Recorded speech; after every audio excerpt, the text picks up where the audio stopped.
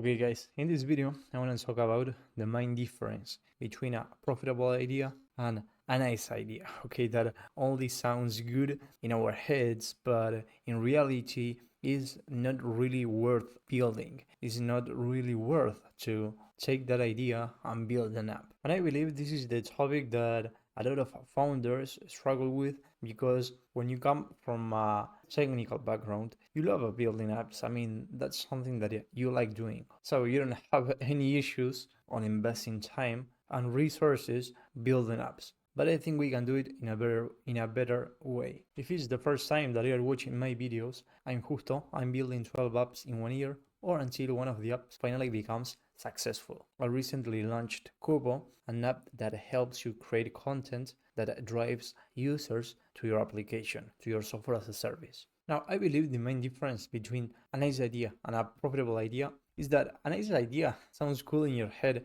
makes you excited when you talk about it, lives more in imagination than in execution. A profitable idea solves a current, painful, and urgent problem, has people actively looking for a solution, and has people willing to pay for it. And that's something very important, because the idea, can be a bit profitable, or maybe it solves a pain, but people could be not willing to pay for a solution yet. So the key difference is nice equal to illusion, profitable is equal to something they need, plus they are willing to pay for it. We all know, okay, you can love the idea, but if no one wants to pay for it, if there is no urgency to solve the problem, or there isn't a real market for it, then no matter how much it excites you, it won't sustain a business. So I believe the golden rule for every single business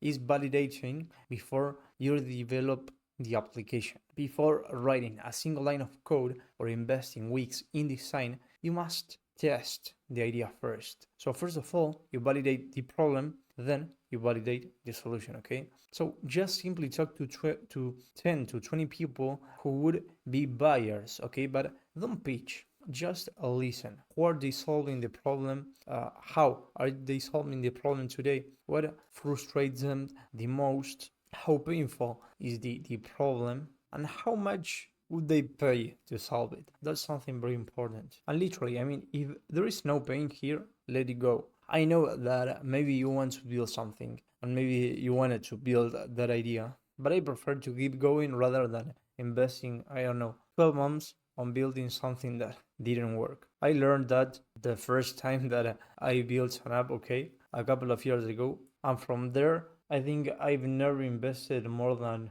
3 or 4 weeks building things if they didn't work, okay? Now, once you talk to people, these are the ways, in which you can start validating the idea. You can create a landing page, okay, what we call a smoke landing page, and then you put your offer on that page with a call to action to subscribe to a wait list or something like that, okay? For example, we are building X, leave your email if interested. Here, there are a couple of ways in which you can do it. You can also put a pricing section, and then when people click on that pricing section, you show a letter that says we are still building this, or something like that. On top of that, you can also use interviews plus short surveys if you are creating content on social media, and also you can pre-sell your solution. I have seen a lot of founders doing this, and pre-selling the solution, and it works really good. Now, once you used one of those strategies, you create the minimum viable product, okay? A lot of people overcomplicate the process, but a minimum viable product is not a finished product. It's the minimum version that real people can use and pay for. It lets you learn fast with real data, adjust before wasting time, and save months of building something nobody wanted. So how can you think about profitability from day one? Just ask yourself, okay, are there enough people with this problem? Can the solution be solved repeatedly? And it's very important, okay, if the solution can be solved repeatedly, because that will increase the money that you make with each of the customers, okay? The LTV. Can these people pay to solve it and can it scale without multiplying costs? Now, a couple of things that you can do. I mean, some simple ideas that you can build are an outreach service, a curated resource sites, a paid newsletter, a niche app, okay, a niche shop board, things that people are already looking for, okay.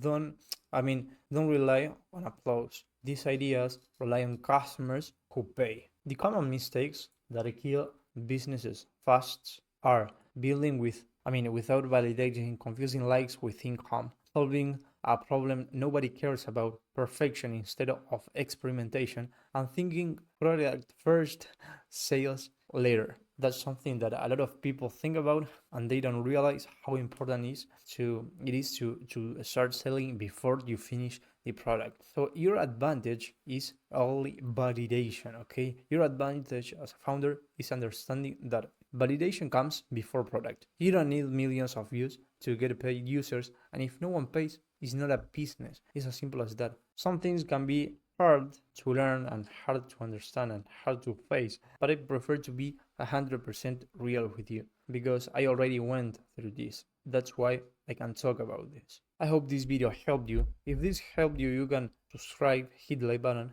You can go to Kobo if you didn't go yet to be one of the first 100 users trying the app. You just need to connect your X account, your YouTube channel, and you're gonna start measuring the posts that generates users in your app. Thank you very much for supporting the content, and I hope to see you on the next video.